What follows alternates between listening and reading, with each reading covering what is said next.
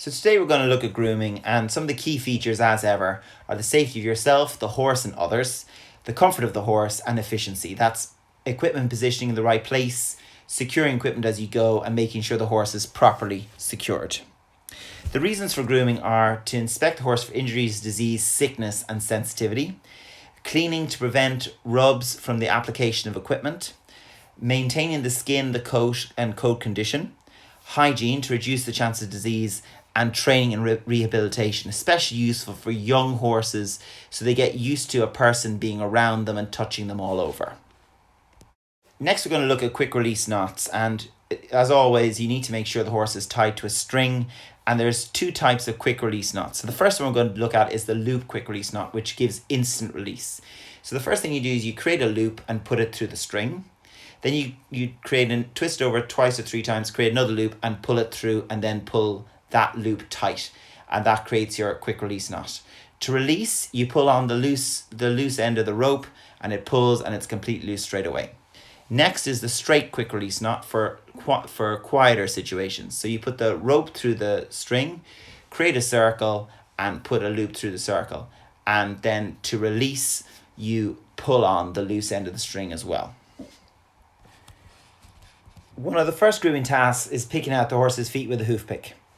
So when you're using your hoof pick, you need to have a skip with you so that you can pick the foot out into the skip. So you lift the horse's foot up, you hold the hoof with one hand, and you pick out with the other hand, taking extreme care to make sure that if the horse goes to kick or move, that you're out of the way.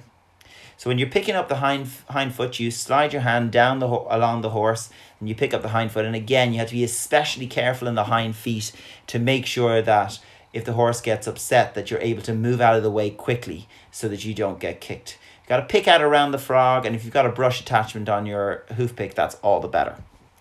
Next thing we use is the rubber curry comb. The rubber curry comb is used to loosen dirt and get off heavy dirt. So we use that in a sort of a massaging circular motion. And the big thing is to really get in there and rub the horse, especially on unclipped horses, to loosen the dirt. So you can see here we're going along the back and loosening the dirt that could be deep in there at skin level.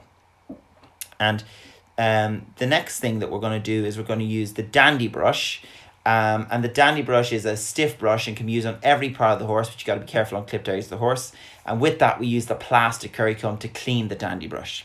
So the dandy brush is used in big, long, sweeping strokes to try and flick the dirt off. And usually I go 1, 2, 3 on the horse, and then 1, 2, 3 on the plastic curry comb. And that way you keep your dandy brush clean, because otherwise you're just spreading dirt. Next is your body brush, which is a soft brush, and this horse that we're grooming is field kept, so we're just using it on the head. So when we're going to do anything with the head, we always untie the rope and leave the rope to the string. We undo the head collar and slide it onto the horse's neck and rebuckle it. And then we put our hand around the horse's nose to control the horse's head. And then we said about grooming, and I pay particular attention in behind the horse's ears, because that's obviously where the bridle is going to go, and in where the noseband is going to go. And you've got to be sort of firm but soft with the brush to make sure that you really get the dirt off the horse. And you have to take extreme care you doing anything around the horse so that you don't frighten them. You should never use the body brush on the horse's body unless the horse is kept in or is always rugged, because it removes the oils from the coat that waterproof them. The other thing we use the body brush for is to brush through the mane. So you'll see here I'm brushing in at the base of the mane and then going all the way through the horse's mane to get as much of the muck and dirt out of that mane as possible. The other tools that you can use is you can use a horse hairbrush. So it looks like an ordinary hairbrush and helps to brush through and separate the mane to give the horse a nice lay of the mane and make it easy for you to handle.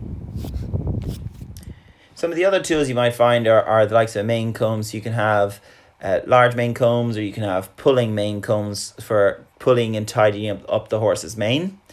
You can have sweat scrapers, which we use to scrape off excess water off the horse's body. And there's a few different sort of styles of sweat scraper available on the market.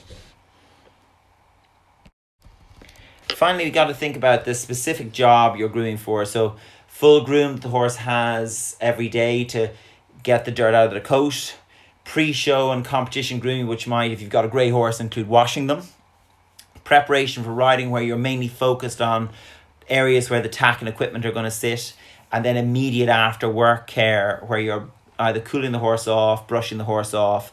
And then you've got your post cool down care, where you're looking after the horse once they've cooled down completely, and you're getting as much scurf and everything else off their coat as possible. For more information, please visit bergenequine.com or email info@bergenequine.com.